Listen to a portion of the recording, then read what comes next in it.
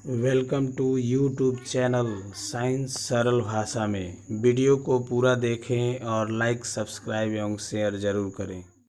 आज हम वर्ग 12 के जीव विज्ञान के अध्याय 4 से जनसंख्या नियंत्रण के कृत्रिम तरीके में यांत्रिक विधि रासायनिक विधि एवं सर्जिकल विधि में पुरुष नसबंदी एवं स्त्री नसबंदी पढ़ेंगे। आप सब कैसे हैं? मेरे पिछले वीडियो में चौथे चैप्टर से आपने जनसंख्या वृद्धि के प्रभाव, जनसंख्या वृद्धि के नियंत्रण के उपाय पढ़े थे। जनसंख्या वृद्धि नियंत्रण के उपाय में हमने आपको प्राकृतिक विधि बता दिया था। कृत्रिम विधि में पहला जो तरीका होता है हार्मोनल विधि, उसके बारे में बताया था। आज कृत्रिम विधि का जो दूसरा विधि है वो मैं बताऊंगा। इसमें आप देखिएगा यांत्रिक विधि। आप जब भी वीडियो देखें पढ़ें, उसमें आप नोट्स बनाना शुरू कर दें, कलम कॉपी लेके बैठे ताकि जो पढ़े वो उसका नोट्स भी बनाते रहें आप। ओके, नोट्स बनाइएगा, पढ़िएगा जब मन लगा के, और उसके साथ कॉपी या कलम आप लेके बैठे रहिएगा। तो दोनों में अंतर होता है कि आप इस तरह वीडियो देख लिए और डिलीट कर दिए, या जो भी है आप बढ़ा के देख लिए। जब कलम कॉपी आप लेके बैठिएगा तो हर बात को नोट करिएगा आप, तो उसमें अंतर होता है। बढ़िया से पढ़िए, मन लगा के पढ़िए। आशा करते हैं हम कि अच्छे से आप पढ़ रहे होंगे। ठीक है, वीडियो में आज मेरा है यांत्रिक विधि। यांत्रिक विधि होता क्या है? ये इसका मेन उद्देश्य निषेचन न होने देना, अनचाहे गर्भ से बचना। ये जितनी विधियां हैं इसमें यांत्रिक विधि जो है, इसमें पुरुषों के लिए और महिलाओं के लिए कुछ अलग अलग युक्तियां होती हैं। कुछ अलग अलग युक्तियां होती है दोनों के लिए, पुरुषों के लिए भी यांत्रिक विधि में और महिलाओं के लिए भी कुछ अलग अलग युक्तियां होती है। ठीक है, और इन युक्तियों का उपयोग कर क्या किया जाता है? निषेचन को रोका जाता है। किसको रोका जाता है? निषेचन को, जिससे हम अनचाहे गर्भ से बच सकते हैं। ठीक है, अनचाहे गर्भ से बचने के लिए निषेचन नहीं होने देना है, उसके लिए महिलाओं और पुरुषों में कुछ युक्तियों का उपयोग किया जाता है। और ये दोनों में, महिलाओं और पुरुषों में, दोनों में जो युक्तियां यूज होती हैं वे युक्तियां दोनों में अलग अलग होती हैं। आपको मैं पहले ही यहाँ लिख के मैं बता दिया हूं, दोनों में युक्तियां अलग अलग होती है। पुरुषों में अलग होती है। पुरुषों के लिए आता है, यहाँ पे आप देखिएगा, ये जो रबड़ का बना कंडोम होता है या निरोध। ठीक है, ये रबर का बना होता है। ये ऐसा जेलीनुमा होता है रबर का बना हुआ, जो आराम से शिश्न पर आवृत हो जाता है। ये रबर का बना होता है। देखिए यहाँ रबर का बना होता है, जिससे किसके दौरान? मैथुन के दौरान। आप यहाँ ध्यान दें, किसके दौरान? मैथुन के दौरान, जब सेक्स हो रहा है, जब संभोग क्रिया हो रही है, फिजिकल संबंध जब बन रहे हैं, तो उस समय मैथुन के दौरान शिश्न पर इसे क्या करेंगे? हम आवृत कर लेंगे। शिश्न पर आवृत यानी शिश्न पर चढ़ा लेंगे, इसको ढक लेंगे। जो शिश्न जब उत्थान अवस्था में होता है तो उस पे उसको कवर कर लेते हैं, आवृत कर लेंगे। और आवृत करने के बाद जब संभोग क्रिया होगी, सेक्स होगा, मैथुन क्रिया होगी, तो जो वीर्य स्खलित होता है, वीर्य स्खलन में जो शुक्राणु होते हैं वह किस में रह जाएंगे? इसी में, कंडोम में रह जाएंगे। निरोध में, वो रबर में रह जाएगा, वो योनि में नहीं जा पाएगा। जब योनि में नहीं जाएगा तो योनि से कहां नहीं जाएगा? जब यहाँ पे थोड़ा सा एक छोटा मैं फिगर बना दे रहा हूं आपको, यहाँ पे मैं छोटा सा फिगर बना के मैं बता दे रहा हूं आपको। यहाँ देखिए,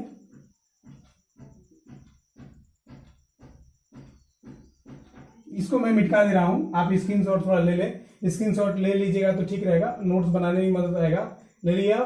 ओके, तो यहाँ ये एक योनि का मैं फिगर बना रहा हूं, मादा जनन तंत्र का, और इसी पे मैं पूरा समझा रहा हूं आपको। यहाँ पे देखिएगा, ऊपर का मिट चुका है, अब वीडियो बैक करके देख लें। तो यहाँ पे ये मेरा एक जनन तंत्र है, मादा जनन तंत्र, और मादा जनन तंत्र में ये हमारा यूटेरस हो गया। यूटेरस का ये आंतरिक स्तर हो गया, ये मादा योनि हो गया। ठीक है, और ये गर्भाशय का जो निचला भाग होता है, सर्विक्स या ग्रीवा, वो हो गया। ये अंडाशय हो गया।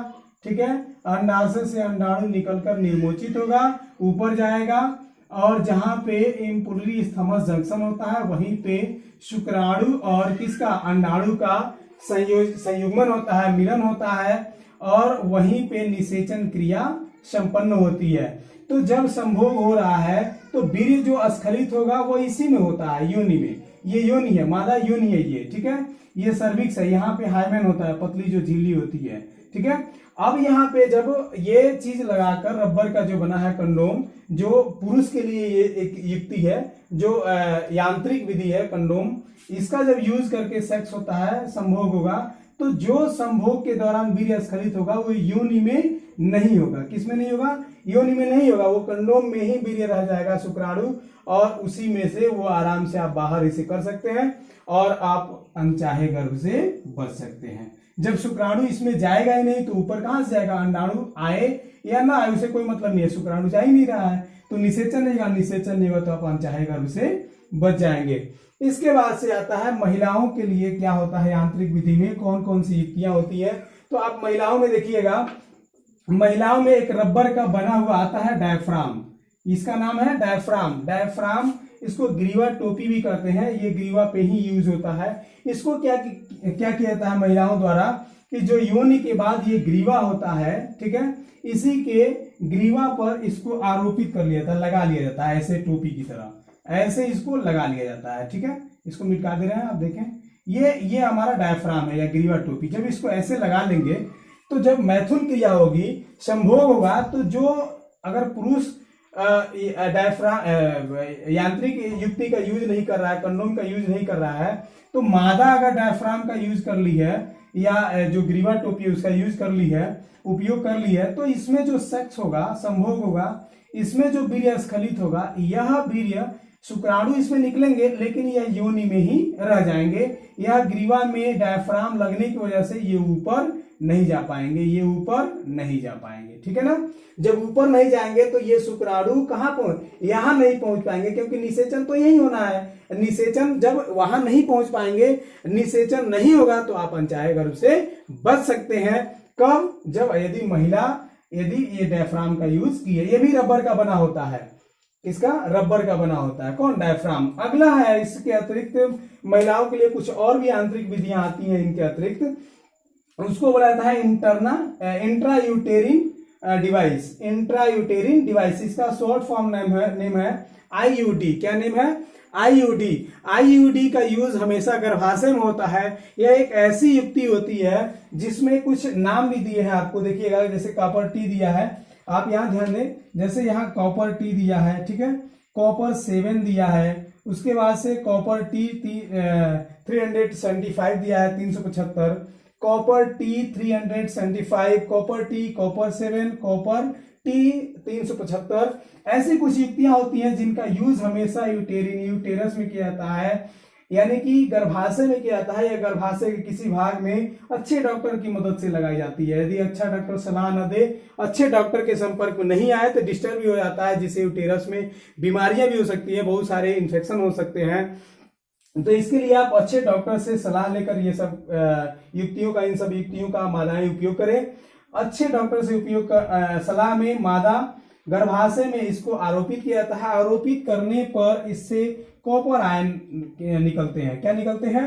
कॉपर आयन निकलते हैं। इस कॉपर आयन, ये कॉपर आयन क्या करते हैं, जो सेक्स के समय, संभोग के समय जो फिजिकल क्रिया हो रही है नर और मादा के बीच, उस समय जो स्खलित वीर्य, उससे शुक्राणु जो आते हैं, वह जब ये गर्भाशय में कॉपर टी ऐसे लग गया है, ठीक है, कॉपर टी कहीं भी लग गया है, गर्भाशय के आंतरिक स्तर से ये जुड़ गया है, जब इसमें शुक्राणु जाते हैं, प्रवेश करते हैं, जब सेक्स होता है, तो स्खलित वीर्य से जब ये शुक्राणु यहाँ पहुंचते हैं, तो इन शुक्राणुओं को ये क्या करते हैं, सब ये जो कॉपर आयन उससे निकल रहे हैं, ये कॉपर आयन इसको क्या करते हैं, नष्ट कर देते हैं। किनको? शुक्राणुओं को। जब शुक्राणु नष्ट हो जाएंगे, ये शुक्राणु इधर ही नष्ट हो जाएंगे, गर्भाशय के निचले स्तर में ही, तो ये ऊपर जो इम्पुलरी स्थमस जंक्शन है, यहाँ नहीं पहुंच पाएंगे, जो फैलोपियन ट्यूब है, अंडवाहिनी, उसमें, क्योंकि उसी में क्या होना है, निषेचन होना है। और यहाँ पे कॉपर टी द्वारा, कोई भी इसमें जो युक्ति है उसके द्वारा जो कॉपर आयन निर्मोचित हो रहा है, निकल रहा है, इससे ये क्या होता है, इससे ये क्या होता है कि यहां पे आप देखिएगा कि जब ये शुक्राणु नष्ट हो जाएगा कॉपर आयन से, तो यहां पहुंच नहीं पाएगा। जब नहीं पहुंच पाएगा तो क्या होगा, निषेचन नहीं हो पाएगा, अपन चाहे गर्भ से बच सकते हैं। तो यहाँ पे हमारा क्या क्या हो गया, यहाँ पे यांत्रिक विधि में दोनों हो गया। यांत्रिक विधि में महिलाओं के लिए भी, पुरुषों के लिए हो गया, ये एक आता है कंडोम, और महिलाओं के लिए एक रबर का बना डायफ्राम आता है, और एक और आता है कॉपर ये कुछ डिवाइस है IUD, ठीक है। इसमें थोड़ा सा एक और है, एक और नोट में आप लिखिएगा, कंडोम की एक और विशेषता, जो पुरुषों के लिए युक्ति है जो यांत्रिक विधि में कंडोम, इससे दो चीज हो सकते हैं। एक पहला काम ये हो सकता है लाभ कि अनचाहे गर्भ से बचा जा सकता है, एवं इससे दूसरा लाभ, सबसे बड़ा लाभ है, इससे जितने भी यौन संचारित रोग है, यौन संचारित रोगों से सबसे बड़ा लाभ है इसका कि यौन संचारित रोगों से बच सकते हैं। दो चीज इससे हो जाते हैं, बहुत बड़ा लाभ है ये, बच सकते हैं। इससे दो चीज हो सकता है, एक अनचाहे गर्भ से आप बच सकते हैं और दूसरा सबसे बड़ा लाभ है कि हम इससे यौन संचारित रोग से ही बच सकते हैं। कोई भी किसी को कोई रोग हो, सेक्स के दौरान अगर उसके साथ संबंध आप बना रहे हैं, चाहे वो नर हो या मादा हो, कोई भी हो, किसी के साथ हो रहा है, अगर पुरुष जो नर उसमें है, अगर जो यांत्रिक युक्ति है, कंडोम जो अपने शिश्न पे आवृत करके अगर सेक्स कर रहा है, तो अनचाहे गर्भ से ही बच सकता, मादा बच सकती है उसमें, और वो एवं संचारित रोग से भी बच सकता है। आप यांत्रिक विधि में पहला पढ़े, दूसरा पढ़े, अब आप तीसरा पढ़िएगा रासायनिक विधि। रासायनिक विधि में इसमें एक रसायन आता है, आप देखिएगा, रसायन का नाम है एस्पर्मिसाइडल। ये ऐसा रसायन है जो ग्रीवा के पास, ग्रीवा समीप लगा लेने से, ग्रीवा के पास जो ग्रीवा होती है, ये जो आप देखिएगा, ये हमारा यूटेरस होता है, ये यूटेरस होता है, और यूटेरस का जो लास्ट निचला भाग होता है ये ग्रीवा होता है। इसी के पास ये रसायन लगा लेने से क्या होता है, शुक्राणु जो संभोग के दौरान निर्मोचित होते हैं, निकलते हैं शिश्न से नर के द्वारा, वो शुक्राणु योनि से ऊपर जब ग्रीवा के पास जाते हैं तो इस रसायन के कारण नष्ट हो जाते हैं और वो ऊपर नहीं जा पाते, निषेचन नहीं हो पाता, और उसके बाद वह स्त्री, वो नर और मादा किससे बच जाते हैं, अनचाहे गर्भ से बच जाते हैं। उसके बाद से इंपॉर्टेंट अगला जो यांत्रिक विधि है वो है सर्जिकल विधि, नसबंदी। ये कैसे होता है, यह दोनों में नसबंदी अलग अलग होता है। आप एक बार आराम से सुन ले, उसके बाद से बोर्ड पे समझा दे रहे हैं हम। जो सर्जिकल विधि होता है, नसबंदी पुरुषों में अलग होता है और स्त्री में अलग होता है। पुरुष में जो नसबंदी होता है उसे बोलते हैं वासेक्टोमी, और जो स्त्री में नसबंदी होता है उसे बोलते हैं ट्यूबेक्टोमी। ठीक है, तो वासेक्टोमी कैसे होता है और ट्यूबेक्टोमी कैसे होता है।